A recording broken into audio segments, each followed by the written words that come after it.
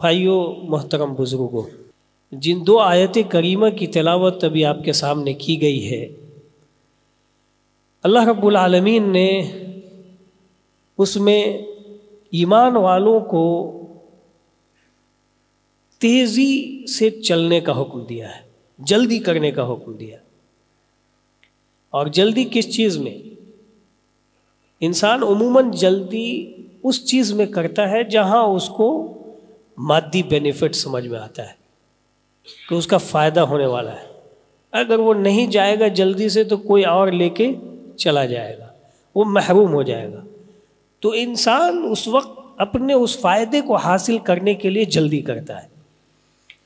اللہ رب العالمین نے ہمارے فائدے کی چند چیزیں بتائی ہیں، نفع بخش چیزیں بتائی ہیں، اور اللہ تعالیٰ نے کہا کہ بس جلدی کرو۔ وَسَارِعُوا إِلَى مَغْفِرَةٍ مِّن رَبِّكُمْ، اپنے رب کی مغفرت کی طرف جلدی کرو۔ وَجَنَّةٍ عَرْضُهَا السَّمَاوَاتُ وَالْأَرْضُ، اور اپنے رب کی اس جنت کی طرف، اس کے حصول کے لیے اتنی جلدی کرو کہ وہ جنت، وَمَا أَدْرَاكَ مَا الْجَنَّةُ، اور ہم سبوں کو کیا معلوم کہ یہ جنت کیا چیز ہے۔ آپ اندازہ کیجئے اس کی وسعت کے تعلق سے اللہ نے قرآن میں کہا جنتٍ عرضها السماوات والارض، ایسی جنت کے حصول کے لیے تم جلدی کرو جس کی جو چوڑائی ہے وہ آسمان و زمین کے برابر ہے۔ اللہ اکبر، اندازہ نہیں لگا سکتے ہم۔ زمین کی حدود کا اندازہ تو لگ گیا، لیکن آسمان کے حدود کا اندازہ ابھی تک سائنس اتنی ترقی نہیں کر سکا کہ اس کے حدود کو پتہ لگا سکے۔ تو جنت اتنی چوڑی ہوگی، اتنی لمبی ہوگی، اس جنت کی طرف جلدی کرو۔ اعدت للمتقین، اور یہ جنت کس کے لیے بنائی گئی؟ اعدت للمتقین، متقیوں کے لیے اللہ تعالیٰ نے اس کو بنایا ہے، جو اللہ کا خوف رکھتے ہیں، اللہ کا ڈر رکھتے ہیں، اللہ کا تقوی رکھتے ہیں، اللہ رب العالمین کے احکام و فرامین پر اپنی زندگی گزارتے ہیں۔ اعدت لہم، اللہ نے ایسے ہی لوگوں کے لیے وہ عظیم جنت تیار کر رکھی ہے، اعدت للمتقین۔ اور متقیوں کی چند صفت اللہ تعالیٰ نے بیان کی ہے، متقیوں کی چند صفت اس آیت، اس کے بعد والی آیت کے اندر، الذین ينفقون فی السراء والضراء والکاظمین الغیظ والعافین عن الناس۔ یہ متقی وہ لوگ ہیں جو اللہ کی راہ میں خرچ کرتے ہیں ہر صورت میں، کساد بازاری ہو، تنگی آ گئی ہو، مال شارٹ پڑ گیا ہو، اس وقت بھی، اور خوشگوار ماحول ہو، مال کی وسعت ہو، اللہ تعالیٰ مال کے اندر برکت دے رہا ہو، خوب اللہ کی داد و دہش اور اس کی بخشش اور عنایتیں ہو رہی ہوں، تب بھی وہ خرچ کرتا ہے۔ تو اس وقت تو سمجھ میں آتا ہے کہ اس کا الجود من الموجود، کہا جاتا ہے کہ الجود من الموجود، یہ جود و ثقافت جو ہوتی ہے عموماً وہ موجود سے ہوتی ہے، موجود ہے جود و ثقافت انسان کر لیتا ہے، لیکن جود جس وقت کے موجود نہ ہو اس وقت بڑا مشکل ہو جاتا ہے، اس وقت بہت مشکل ہوتا ہے۔ لیکن جو اللہ سے ڈرنے والے ہیں، الذین ينفقون فی السراء والضراء، یہ متقی یہ نہیں دیکھتے کہ کساد بازاری ہے، وسعت ہے، تنگی ہے، نہیں، ينفقون فی السراء والضراء۔ اب ظاہر ہے کہ دونوں حالات الگ الگ ہیں، تو دونوں حالات میں انفاق کی جو کمیت ہوگی وہ مختلف ہوگی۔ وسعت کے زمانے میں انسان جتنا خرچ کرتا ہے اتنا تو نہیں خرچ کرے گا اس زمانے میں جس زمانے میں اس کے پاس تنگی ہوگی اور مال کم ہوگا، تو لیکن خرچ ضرور کرے گا۔ پوائنٹ کی بات یہ ہے، پوائنٹ اس میں یہ ہے کہ وہ خرچ ضرور کرے گا، ایسا نہیں ہوگا کہ بالکل نہیں، فقر و فاقہ کے ڈر سے اور مال کے ختم ہونے کے ڈر سے وہ اپنا ہاتھ روک لے گا، ایسا نہیں، یہی مطلب ہے اس آیت کا۔ ورنہ کمیت اور دونوں کی حالت، لیکن اجر اور ثواب کا کیا حال ہوگا وہ اللہ کو معلوم ہے۔ اس لیے کہ اجر اور ثواب صرف کمیت کے اوپر نہیں ہے، کتنا ہے، مقدار کتنا ہوگا اس کے اوپر اللہ تعالیٰ اجر دے گا، یہ نہیں ہے۔ دل میں اخلاص کتنا ہے، وہ 1 روپیہ بھی اگر نکلا ہے تو کس اخلاص کے ساتھ نکلا ہے، یہ میٹر کرتا ہے، اور یہ اللہ رب العالمین کے پاس اہمیت کا متحمل ہے۔ اس لیے متقی لوگ اس کی طرف توجہ دیتے ہیں، اخلاص کی طرف، کمیت اور تعداد اور مقدار کی طرف دھیان نہیں دیتے کہ اتنا، ارے ہم اتنا کم ہی کیوں خرچ کریں۔ لوگ تو نہیں خرچ کر پاتے ہیں تو آنکھیں بہہ پڑتی ہیں۔ صحابہ کرام کا تو یہ حال تھا کہ وہ خرچ نہیں کر پا رہے تھے تو مزدوری کر کے خرچ کرتے تھے، اور وہ بھی نہیں ہو پاتا تھا تو آنکھیں بہہ پڑتی تھی۔ اللہ اکبر، اس کو کہتے ہیں اخلاص۔ تو یہ متقیوں کی یہ صفت ہے۔ والکاظمین الغیظ والعافین عن الناس، ایک صفت اللہ تعالیٰ نے یہاں پر ذکر کیا کہ وہ غصے کو پی جاتے ہیں۔ متقی لوگ جو اللہ سے ڈرتے ہیں، اللہ کا تقوی اور خوف رکھتے ہیں، وہ غصے کو پی جاتے ہیں۔ میرے بھائیو، یہ غصہ جو ہے یہ فطری چیز ہے۔ اللہ تعالیٰ کا شکر ادا کرنا چاہیے ان لوگوں کو جن لوگوں کو اللہ رب العالمین نے حلم و انات اور بردباری کی صفت کے ساتھ اسے پیدا کیا ہے۔ یہ اللہ تعالیٰ کا شکر ادا کرنا چاہیے ایسے لوگوں کو کہ یہ اللہ کی بڑی عظیم نعمت ہے کہ اس کو سنجیدہ بنا کے اللہ تعالیٰ نے پیدا کیا۔ اس لیے بہت سارے لوگوں کو دیکھیں کہ فطرتی طور پر بڑے سنجیدہ ہوتے ہیں، آپ لاکھ الٹی سیدھی باتیں آپ بول کے چلے جائیے، ان کے چہرے پر شکن تک نہیں آئے گا۔ وہ بڑے متحمل ہوتے ہیں، بہت صبر آزما وقت کو بھی ایک دم جھیلتے ہیں۔ یہ اللہ رب العالمین کی خاص نعمت ہے جس کو فطری طور پر اللہ تعالیٰ نے عنایت کیا ہو، ورنہ فطری طور پر ایک ایسا مسئلہ ہے کہ انسان غصہ کرتا ہے، یہ فطرت ہے۔ تو اسی لیے اللہ رب العالمین نے کہا کہ والکاظمین الغیظ، جب غصہ اٹھتا ہے اس کو، غصہ کب انسان ہوتا ہے؟ جب اس کے سامنے ناگوار چیز سامنے آتی ہے، تکلیف دہ چیز کا سامنا کرنا پڑتا ہے، ناخوش ماحول اس کے سامنے کریٹ کر دیا جاتا ہے، تب وہ انسان کیا کرتا ہے؟ غصہ اٹھتا ہے، غصہ کرتا ہے۔ یا کسی سے کوئی تکلیف ہو جاتی ہے، کوئی انسان کسی کے حق میں برائی کرنا شروع کر دیتا ہے، تب اس انسان کو کیا ہوتی ہے؟ تکلیف، تب غصہ ہوتا ہے۔ اسی غصے کو یہاں کہا گیا ہے والکاظمین الغیظ، اسی غصے کو پینے کے لیے کہا گیا ہے کہ اسی غصے کے اوپر جب انسان صبر اور تحمل کرتا ہے، یہ تقویٰ کی علامت ہوتی ہے، یہ تقویٰ کی علامت ہوتی ہے۔ اور اسی لیے حدیث کے اندر ایسے لوگوں کو بڑا طاقتور کہا گیا ہے۔ یہ متقی تو ہیں، تقویٰ کی صفت تو ان کے یہ ہے ہی، لیکن اس کے علاوہ وہ انسان حقیقت میں طاقتور ہے۔ صحابہ سے نبی صلی اللہ علیہ وسلم نے پوچھا کہ تم لوگ بہادر کس کو کہتے ہو؟ کون ہے تم میں کا بہادر؟ تو کہا کہ وہ ہم میں کا بہادر ہے جو اکھاڑے میں کوئی کسی کو پچھاڑ دیتا ہے۔ اکھاڑے میں جب ایک پہلوان دوسرے کو پچھاڑ دیتا ہے تو جیتنے والا بہادر ہے، جو پٹخ دیتا ہے وہ بہادر ہے ہم میں کا۔ تو آپ صلی اللہ علیہ وسلم نے فرمایا کہ نہیں، وہ بہادر نہیں ہے، وہ بہادر اور وہ شجاع نہیں ہے، بہادر وہ ہے والکاظمین الغیظ، جو اپنے غصے کو پٹخ دیتا ہے، جو اپنے غصے کو پچھاڑ دیتا ہے، جو اپنے غصے کے اوپر قابو کر لیتا ہے، قابو پا لیتا ہے اپنے غصے کے اوپر، وہ تم میں کا اصل میں بہادر ہے، وہ قوی ہے اور وہ طاقتور ہے۔ اور یہ اخلاق کی اعلیٰ قسم ہے، یہ آپ سمجھ لیجئے۔ ایک انسان کو غصہ نہیں آتا ہے، فطرتی طور پر جلدی غصہ نہیں آئے گا، بہت دیر میں، تو وہ اخلاق کا حسن والا پہلو اپنانے میں جلدی کر سکتا ہے، یا اخلاقی پہلو اس کا اجاگر ہو سکتا ہے اور ہوتا ہے۔ لیکن ایک بندے کو جو غصہ کرتا ہے، غصہ آتا ہے اس کو فطرتی طور پر، فوراً منفعل ہو جاتا ہے، اچھل جاتا ہے، اس کا اس کے اوپر قابو پانا، یہ اس کے اعلیٰ اخلاق کی علامت ہوگی۔ والکاظمین الغیظ، یہ بڑا عظیم کیریکٹر اس کو کہا گیا ہے۔ حدیث کے اندر بے شمار حدیث ہیں، میرا یہ اصل موضوع نہیں ہے آج کے خطاب کا۔ تو غصہ، یہ اصل میں آپ کو یہ تفسیر کر رہا ہوں، اس آیت کی تشریح بیان کر رہا ہوں جو میں نے خطبہ مسنونہ کے بعد بیان کی ہے، پڑھیے۔ تو والکاظمین الغیظ، جلدی کرو اللہ کی مغفرت کی طرف، اللہ کی جنت کی طرف جو متقیوں کے لیے اللہ نے بنایا ہے۔ متقی کون ہے؟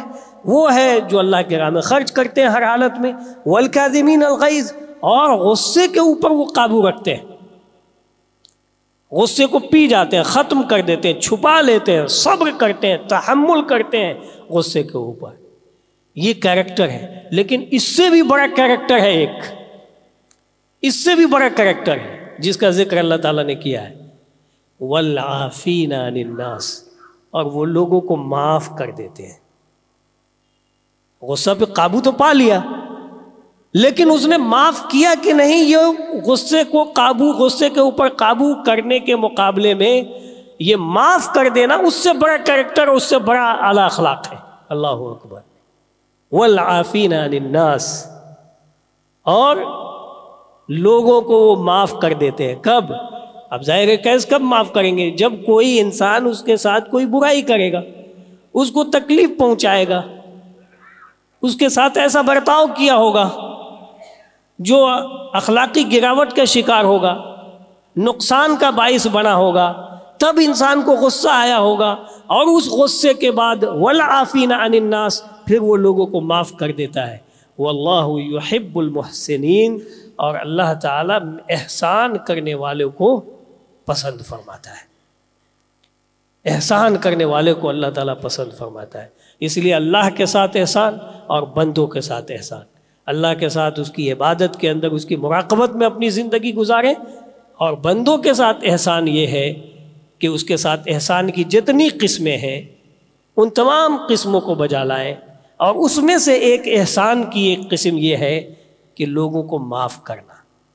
دیکھیے یہ بہت آسان کام نہیں ہے، جتنا آسان کام بولنا ہے، اور جتنا آسان کام خطاب کرنا ہے، اور جتنا آسان کام یہ تقریر میں حدیث اور قرآن کو سنانا ہے، یہ اتنا آسان نہیں ہے عملی جامہ اس کو پہنانا، یا جتنا آسان سننا ہے۔ اسی لیے یہ متقیوں کا عمل بتایا گیا ہے، تقوی والوں کا یہ عمل بتایا گیا ہے۔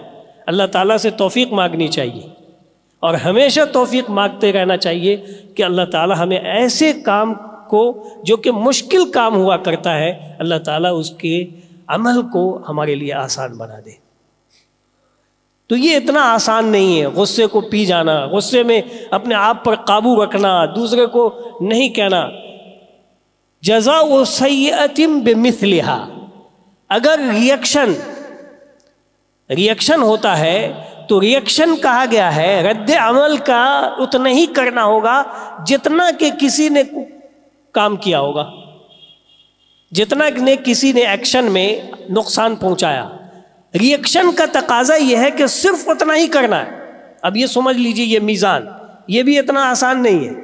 ایک انسان جب غصے میں آتا ہے تو جس نے غصہ دلایا ہوگا اور دلاتا ہے تو وہ ایک بات بولا ہوگا، یہاں 10 بات اسے سننی پڑتی ہے۔ ریئیکشن کا یہ عالم ہوتا ہے، اور جب تک اس کا غصہ بول بال کر کے، ڈانٹ ڈپٹ کر کے، زبان خراب کر کے، جب تک وہ ٹھنڈا نہیں ہوتا اس وقت تک انسان کچھ نہ کچھ کہتا رہتا ہے اور سناتا رہتا ہے۔ تو ریئیکشن میں حد سے تجاوز کر جاتا ہے انسان، اس لیے ریئیکشن سے بچنا چاہیے۔ ریئیکشن ایکشن سے زیادہ خراب ہے اس معاملے میں، اور خاص طور پر غصے کی حالت میں۔ اس لیے والکاظمین الغیظ، غصے کو قابو رکھنا، والعافین عن الناس، اور لوگوں کو معاف کر دینا۔ میرے بھائیوں، یہ وہ صفات ہیں جس کو اللہ تعالیٰ پسند فرماتا ہے۔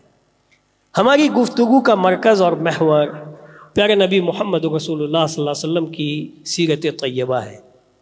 آپ کی پاکیزہ سیرت میں ہم اس پہلو سے، معاف کرنے کے پہلو سے ذرا ہم غور کریں اور دیکھیں کہ آپ صلی اللہ علیہ وسلم کی سیرت طیبہ میں یہ اخلاقی پہلو کس حد تک پایا جاتا تھا۔ میرے بھائیوں، مختصر یہ ہے کہ اس حد تک پایا جاتا تھا غصے کو پی جانا اور معاف کر دینا کہ میں سمجھتا ہوں انسانی کیریکٹر اور اخلاق و کردار کے اس میں یہ تصور میں کم سے کم نہیں لایا جا سکتا، لیکن نمونہ اللہ نے بنایا ہے۔ یعنی اس حد تک تو پہنچ ہی نہیں سکتے ہم، اور کوئی بھی نہیں پہنچ سکتا، صحابہ نہیں پہنچ سکتے نبی صلی اللہ علیہ وسلم کے اس اعلیٰ کیریکٹر اور اخلاق تک۔ چہ جائے کہ اس زمانے کی یہ امت یا قیامت تک کے آنے والی امت، لیکن اس راستے کو اختیار کرے گا انسان تو کئی ایک قدم تو وہ آگے بڑھ ہی سکتا ہے، کہیں نہ کہیں جا کر کے کہیں نہ کہیں اس کو ایک پوزیشن مل سکتی ہے، اس نمونے کو انسان اختیار کر سکتا ہے اور اس کا نمونہ اپنے طور پر اپنی حیثیت سے وہ پیش کر سکتا ہے۔ پیارے نبی محمد رسول اللہ صلی اللہ علیہ وسلم پر ہمارے ماں باپ قربان ہوں اور کروڑہ درود و سلام نازل ہو پیارے نبی محمد رسول اللہ صلی اللہ علیہ وسلم پر کہ آپ نے اپنی امت کے لیے ایسا نمونہ چھوڑا ہے جو رہتی دنیا تک کے لیے یہ زندہ و جاوید ہے یہ نمونہ۔ میرے بھائیو، آپ صلی اللہ علیہ وسلم کی زندگی دو مرحلے میں گزری ہے، ایک مظلومیت کی زندگی ہے، ایک مقہوریت کی زندگی ہے، ایک کمزور زندگی ہے، اور وہ ہے مکہ کی زندگی۔ وہاں کتنے ظلم کو برداشت کیا گیا، کتنی تکلیفوں کا سامنا کرنا پڑا، آپ خطاب میں سن چکے ہوں گے، کئی مرتبہ آپ سن چکے ہوں گے کہ کتنی تکلیفوں کا اور ایذاؤں کا سامنا کرنا پڑا۔ تو اس کو معاف کرنا یہ کہا جا سکتا ہے یا یہ ایک انسان کے سوچ میں بات آ سکتی ہے کہ وہ تو کمزوری کا زمانہ تھا، وہ تو مقہوریت کا زمانہ ہے، انسان اس میں مجبور ہوتا ہے، کچھ کر نہیں سکتا ہے، اور مجبور انسان کیا کر سکتا ہے؟ معافی کر دیتا ہے، چلو جانے دو۔ لیکن نہیں، آپ صلی اللہ علیہ وسلم نے چلے جانے دو والی بات نہیں، دل سے معاف کیا ہے۔ آپ ہجرت کے بعد کے واقعہ کو اٹھائیے۔ آپ صلی اللہ علیہ وسلم نے جب ہجرت کیا تو ہجرت تو خوشی سے کیا نہیں، آپ صلی اللہ علیہ وسلم نے مجبوری میں آپ نے ہجرت کی۔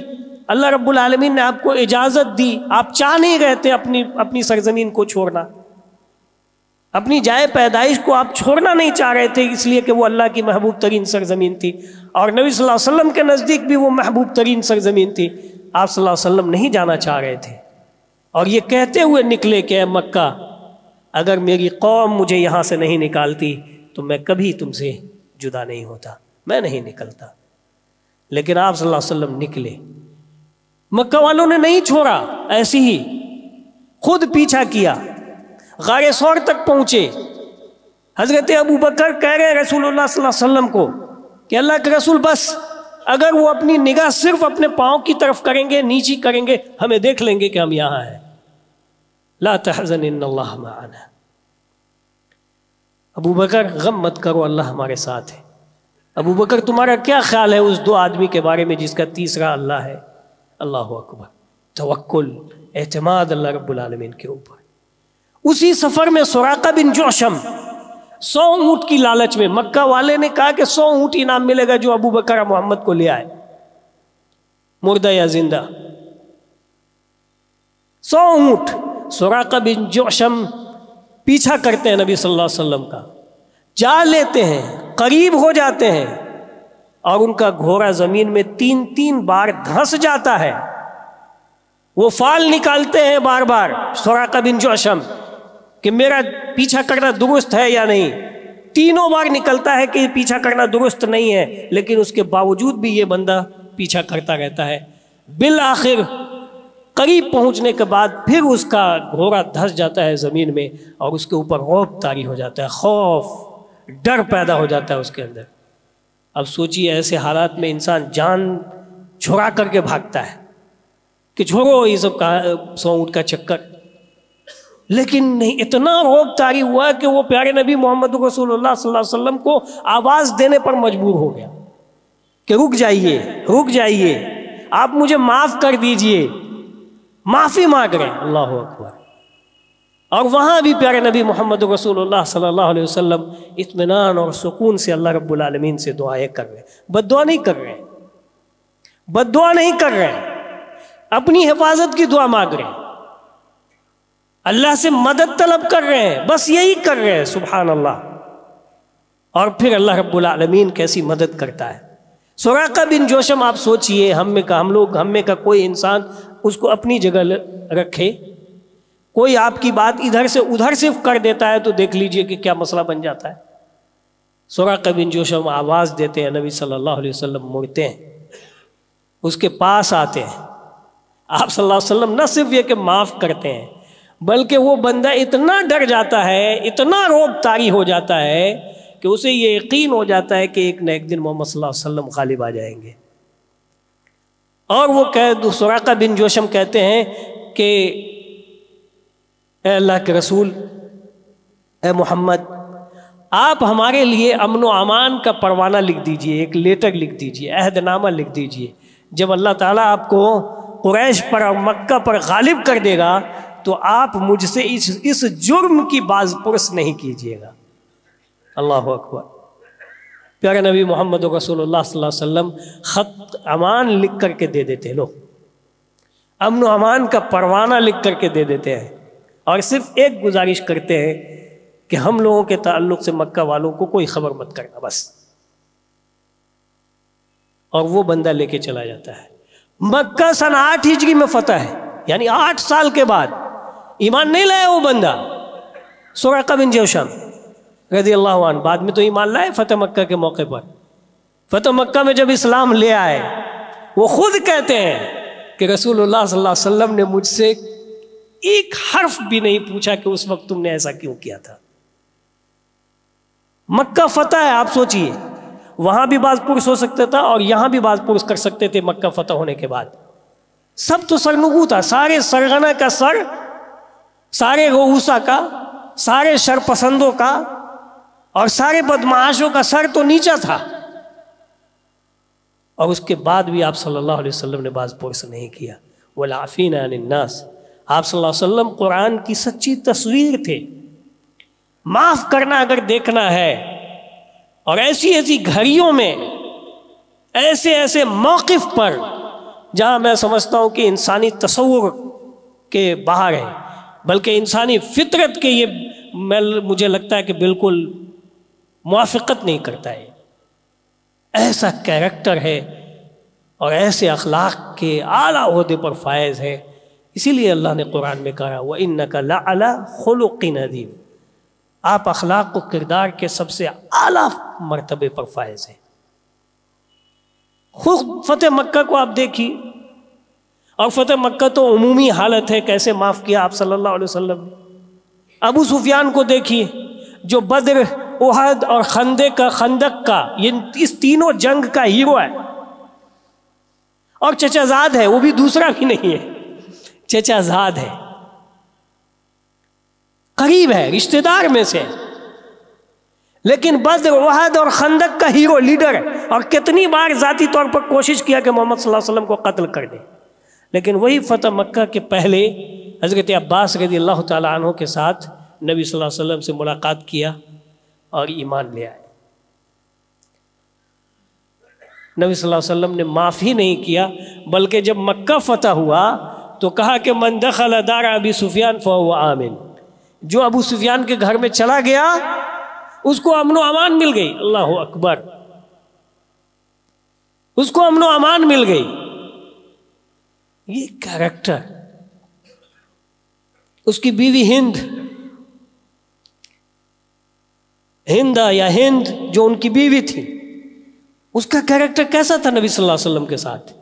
بدر میں ہند کا بیٹا مارا گیا مسلمانوں کے ہاتھ، اور ظاہر ہے کہ ابو سفیان کا بھی وہ بیٹا. ہند بلبلائی ہوئی تھی، غصے سے بالکل پاگل تھی. اب ظاہر ہے کہ انتقام کا جو جذبہ جب انسان کے اندر بھر جاتا ہے تو آپ سوچ نہیں سکتے کہ وہ کس حد کو پار کرے گا.